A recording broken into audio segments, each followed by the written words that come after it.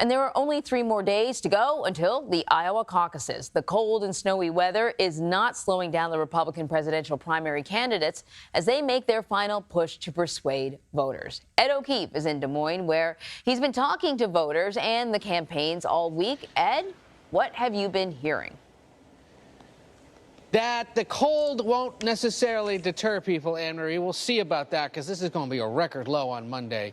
And the campaigns are now adapting their final day strategies. Already one candidate has had to cancel some events. We'll get into that in a moment. But another contender is raising fresh concerns about what former President Donald Trump's legal troubles could mean for the rest of the Republican Party.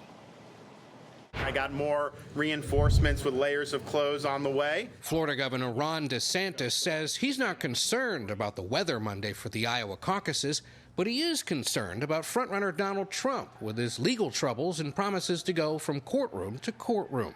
You must have a thought on whether or not that's a good idea. I want to focus on what can we do so that hardworking people can get ahead again instead of falling behind. None of that will happen in this election if Trump is the nominee. Iowans have a chance to weigh in on this. DeSantis and former UN Ambassador Nikki Haley are scheduled to crisscross the state through the weekend, trying to win over the last remaining undecided Republicans. You set the tone for the country.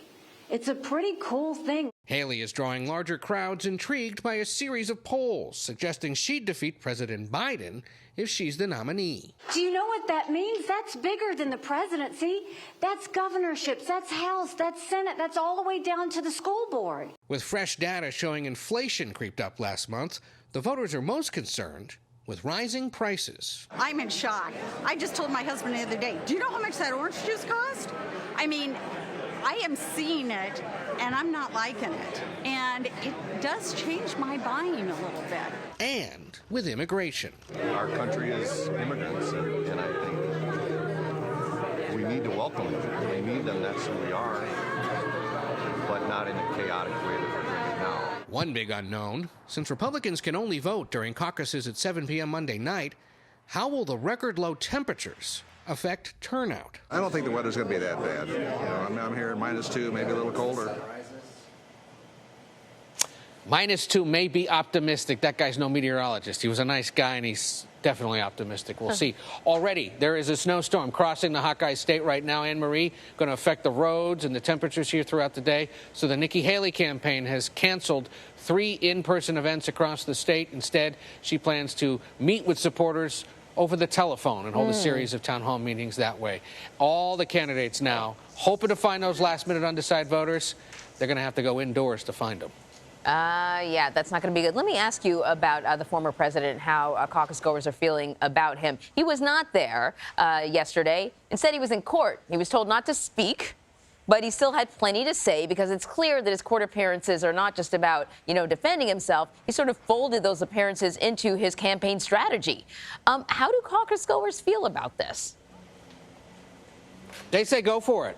There's a reason he remains in the lead here, and it's because the support he enjoys among Iowa's most conservative, some would call them MAGA-style Republicans, is sustained and only grows when they see him doing these kinds of things. He's not doing this for the sheer entertainment of it or to spend his time that way. He's doing it because he has the proof, and we've seen it here, that the more he does this and exploits this legal mess that he's in and tries to pin it on his opponents, even though it has nothing to do with partisan politics, the more it helps him. We'll see if that works. He sent his children here. He's had other supporters come to the state. Many of them had to cancel this week coming from out of state because of the weather, and we'll see if they can show up this weekend. He is scheduled to be here Saturday, Sunday, and Monday, and we'll see if anyone shows up for his rallies given the weather. All right, Ed O'Keefe, thank you very much. So, stick with CBS News for reporting and analysis out of Iowa ahead of Monday's caucuses. Margaret Brennan anchors Sunday at 2 p.m. Eastern and again at 5 p.m. with more on the key issues and insight from CBS News's political correspondents and, of course, campaign reporters. And on Monday, January 15th, join us all day long for up-to-the-minute coverage of the Iowa caucuses right here on CBS News.